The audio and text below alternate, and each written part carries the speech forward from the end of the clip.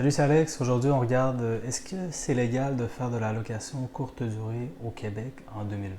Donc ça, c'est la grande question qui perdure depuis toujours donc, dans le milieu de la location courte durée. Donc, est-ce que c'est permis? Est-ce que ce ne l'est pas? Donc, depuis environ 5 à 8 ans, il y a des nouvelles législations qui sont mises en place par le gouvernement provincial, le gouvernement municipal. Et on ne sait jamais trop, est-ce qu'on a le droit ou est-ce qu'on n'a pas le droit? Est-ce que si par exemple on le fait une fin de semaine par année, c'est autorisé ou ça ne l'est pas? Donc il y a plein de questions comme ça entourant la législation Airbnb. Et la raison pourquoi il y a autant de monde qui se demande est-ce que ça l'est ou pas, c'est premièrement parce qu'il y a énormément de monde qui le font et qui ne savent pas vraiment si c'est autorisé ou pas. Deuxièmement, c'est que Airbnb limite pas, elle, les annonces en fonction des permis ou des règlements gouvernementaux. Donc, même si c'est pas autorisé dans votre coin et que vous souhaitez mettre une annonce sur Airbnb, Airbnb ne va pas vous empêcher, donc il va vous autoriser à le faire malgré tout. Donc, c'est une raison pourquoi il y a énormément d'annonces sur Airbnb et il y a un flou entourant est-ce qu'on a le droit ou pas. Mais donc, euh, il y a de ça là, environ 8 ans, c'est là que ça a commencé. Donc, le phénomène de location courte durée, ça a commencé à intégrer le Québec tranquillement. Et à ce moment-là, il y avait très peu de législation. Donc, le monde pouvait afficher des annonces et c'était pas encore considéré comme un gros frein au secteur hôtelier. Mais avec le temps, c'est devenu extrêmement populaire parce que, premièrement, ça permettait d'avoir des séjours extrêmement peu coûteux et également de vivre dans des logements de personnes locales. Donc, c'est une expérience beaucoup plus intéressante que, par exemple, dormir dans un hôtel. Donc, au fur et à mesure que c'est devenu plus populaire, le secteur hôtelier, lui, s'est dit non, ça marche pas, nous on veut que ça soit réglementé parce que Airbnb fait de la concurrence illégale envers nous, notamment parce que le monde ne paye pas leurs impôts, ne paye pas leurs taxes. Finalement, le secteur hôtelier disait les hôtes Airbnb ne payent pas de TPS TVQ et ne perçoivent pas nécessairement la taxe d'hébergement et ne payent pas nécessairement d'impôts. Donc c'est une concurrence illégale envers le secteur hôtelier. Chose qui est vraie, effectivement. Surtout lorsque quelqu'un exploite son établissement dans le but vraiment de faire uniquement du Airbnb. Donc si c'est uniquement quelques fois par année, donc à ce moment-là, il n'y a pas de problème. Il n'est pas obligé de percevoir la TPS, la TVQ. Mais il doit effectivement déclarer ça à ses impôts. Donc ça, c'est une chose. Donc ça, c'est la première chose. Donc face à cela, les hôtels, eux, ont vu leur demande diminuer et donc voir leur plan d'affaires complètement déboussolé. Donc, eux, si par exemple, ça leur prenait un taux d'occupation d'environ 70% pour être rentable, pour faire de l'argent, ben là, ils voyaient ça diminuer, puis là, ils se sont mis à paniquer. Et c'est là qu'il y a la grogne qui a monté dans le secteur hôtelier et qu'il s'est mis à avoir des nouvelles législations, année après année, pour freiner l'ascension de la location courte durée. Quoi les raisons pour que Airbnb soit légiféré? Donc pour deux raisons principalement. Donc la première, c'est que ça impose une forte pression sur le marché immobilier, notamment sur les logements disponibles pour les locaux. Donc quand quelqu'un prend son logement pour faire du Airbnb, ça l'empêche des locaux de résider dedans. Donc ça fait en sorte que le prix des logements augmente, le prix de l'immobilier augmente, et il y a moins de logements disponibles pour les locaux. Donc, qu'est-ce que ça fait? C'est que ça crée un peu une bulle immobilière qui est extrêmement spéculative. Donc, ça fait des prix qui sont uniquement basés sur le fait qu'il y a de la location courte durée dans cette zone-là. Ce qu'on a constaté, par exemple, avec la pandémie du printemps dernier, c'est que effectivement, là, il y a eu un arrêt complet de la location touristique. Et donc, il y a certains logements qui se sont libérés. Toutefois, ce qu'on a constaté également, c'est que il y avait encore une crise de logement, notamment dans les grandes villes, par exemple à Montréal, à Québec également. Donc, on a constaté que ce n'était pas le problème principal, donc Airbnb. En fait, il y a simplement une crise du logement et il y a très peu de logements disponibles où le prix de l'immobilier est trop élevé. Donc, ça fait en sorte que les propriétaires doivent mettre des prix élevés et donc, il y a certains locataires qui ne sont pas capables de se payer ces logements-là. Donc, par exemple, dans la ville de Québec, c'est souvent le cas. Donc, notamment des personnes seules ou des couples qui souhaitent trouver des logements à bas prix, ben ça n'existe plus vraiment. Donc, surtout dans les secteurs un peu plus coûteux, par exemple comme Montcalm, le Vieux-Québec, la Basse-Ville, donc Sainte-Foy aussi.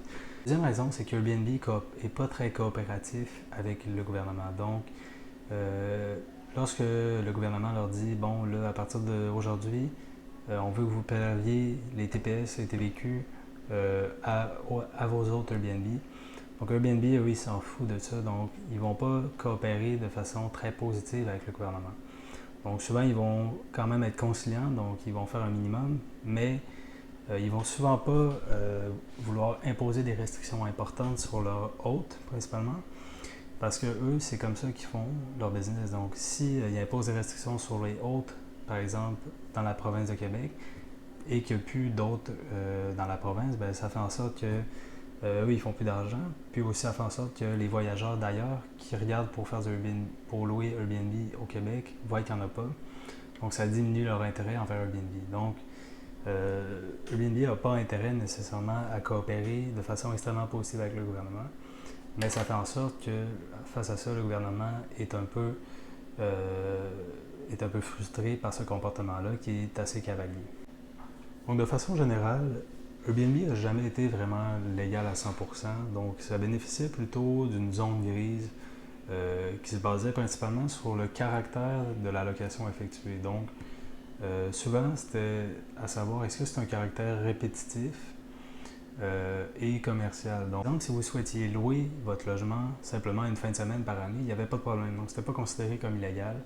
Même chose lors d'un festival, ça c'était autorisé parce que c'était pas un caractère répétitif. Par contre, mettons, de le louer à chaque fin de semaine pendant une année complète, ça c'était considéré comme répétitif et donc ça c'était pas légal. Donc ce qui se passait au final, c'est qu'il y avait un flou, une zone grise autour de la loi, ce qui faisait en sorte que la plupart du monde pouvait en profiter pour en faire un peu plus. Donc ça c'était, je dirais, avant 2019, donc c'était vraiment, il y avait un flou et donc le monde se le permettait, bien que c'était pas légal.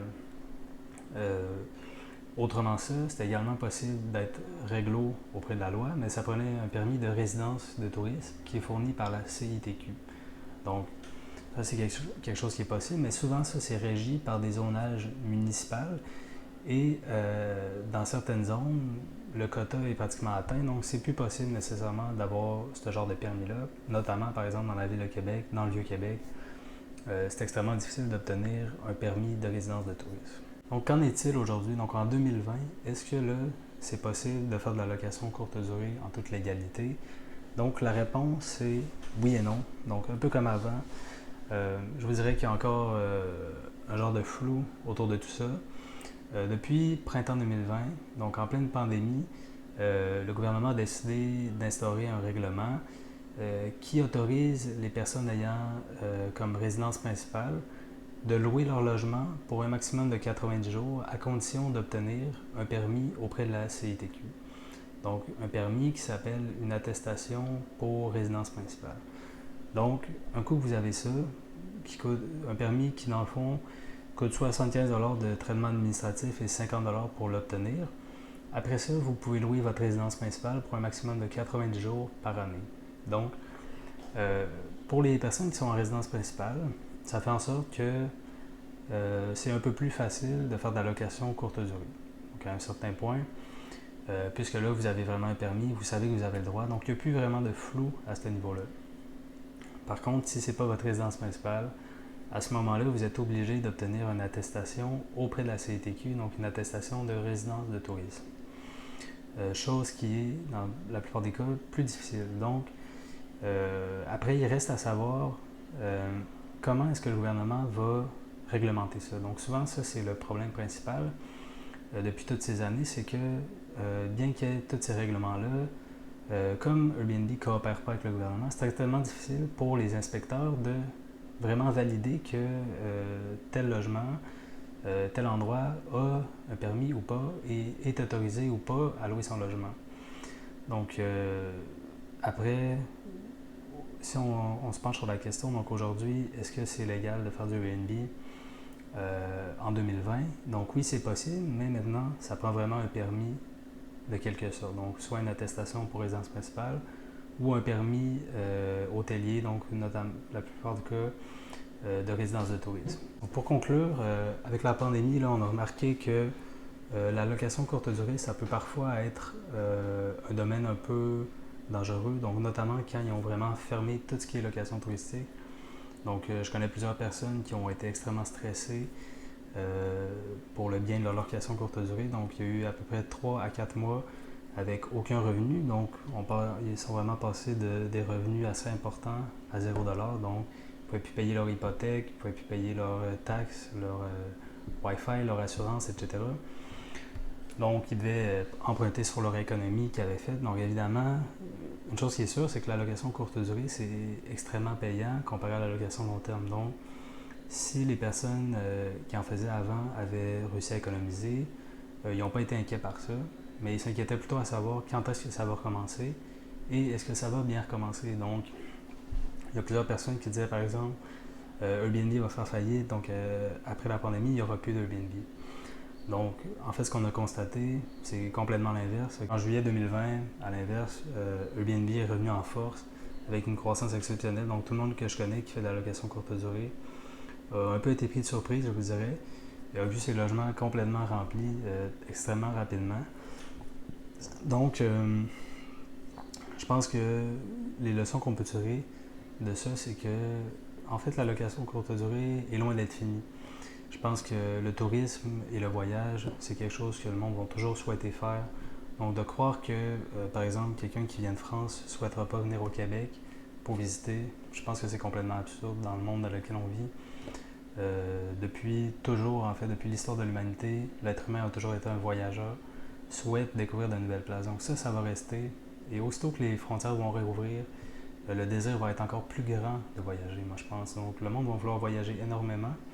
Et d'ici là, le monde va vouloir voyager localement. Donc par exemple dans des chalets, dans des villes. Donc ils vont en profiter pour visiter leur endroit, donc leur pays, leur province. Donc le tourisme va continuer, Airbnb va continuer de rouler. Et aussitôt qu'ils vont réouvrir les frontières, parce que oui, ça va se faire effectivement. Donc des fois c'est difficile quand on est dans un moment précis de croire que la réalité peut revenir, mais effectivement, ça va être le cas dans plusieurs années. Donc, il y a eu des crises bien plus grandes dans l'humanité et on s'en est sorti et le monde est revenu d'une certaine façon. Donc, moi, je ne suis pas inquiet à ce niveau-là. Et pour moi, il ne fait aucun doute que quand les frontières vont réouvrir, donc Airbnb va rester la plateforme de choix pour les voyageurs, pour planifier leur nuitée et pour voyager. Donc, sur ce, je vous souhaite un bon succès dans votre location courte durée. Et si vous avez des questions concernant la location courte durée, juste à les écrire en commentaire et n'oubliez pas de vous abonner à ma chaîne pour d'autres vidéos.